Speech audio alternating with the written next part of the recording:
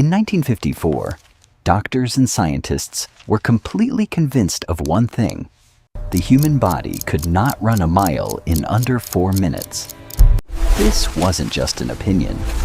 For 9 straight years, nobody had even come close.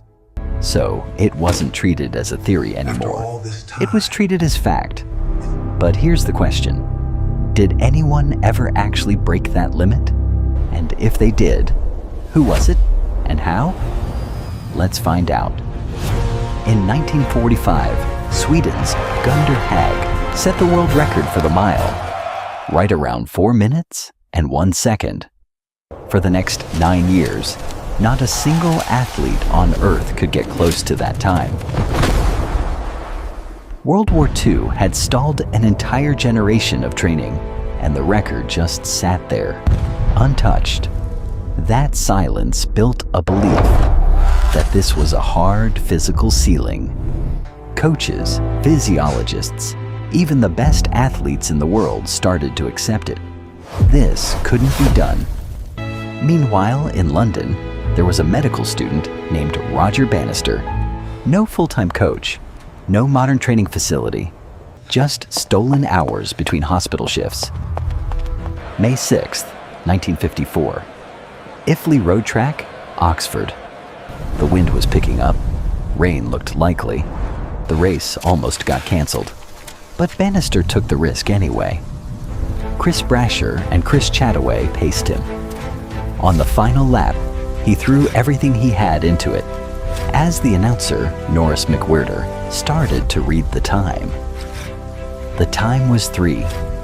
The crowd erupted so loudly that almost nobody actually heard the exact number. 3 minutes, 59.4 seconds. We did it! For the first time in human history, someone had broken a barrier that was considered impossible. But the second that record was set, a new question popped up. Would anyone else ever break it? Or would this one sit untouched for another 50 years, just like the last one did? The answer was going to surprise everyone. Just 46 days later, 46 days, Australia's John Landy broke that exact same barrier with an even faster time. Think about that. Same human body, same training tools available. So how did something impossible suddenly become repeatable so fast? The answer is simple. The moment the belief that this can't be done broke, athletes and coaches saw the entire challenge differently. What used to be seen as a hard biological wall instantly became just the next target. A psychologist named Albert Bandura later put a name to this: self-efficacy. The idea that it's not just your ability that changes. The moment your belief changes, the way you actually try changes with it. Today, over 2,000 athletes have broken that 4-minute barrier. Something that was considered physically impossible before 1954 is now a standard benchmark for elite runners.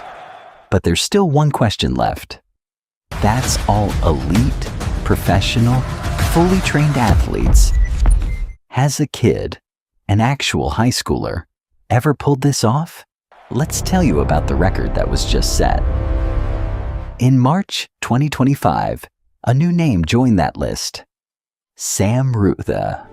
This kid from New Zealand was just 15 years old, 24 days before his 16th birthday, when he ran a mile at Mount Smart Stadium in Auckland in just 3 minutes and 58.35 seconds.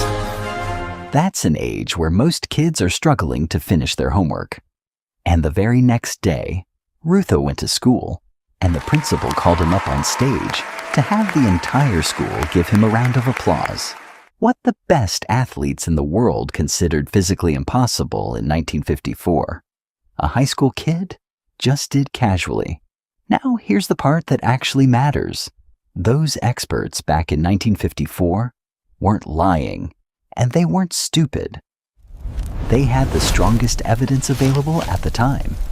9 straight years of data, and they were still wrong. Here's what that means. Every limit comes with an invisible expiration date. Nobody knows when it runs out until one single person actually has the guts to test it. So next time your brain tells you, "This isn't possible for me," ask yourself one question. Is this actually my limit? Or has nobody just tested it yet? If a 15-year-old can break a 70-year-old limit, imagine what the next story could break. See you in the next video.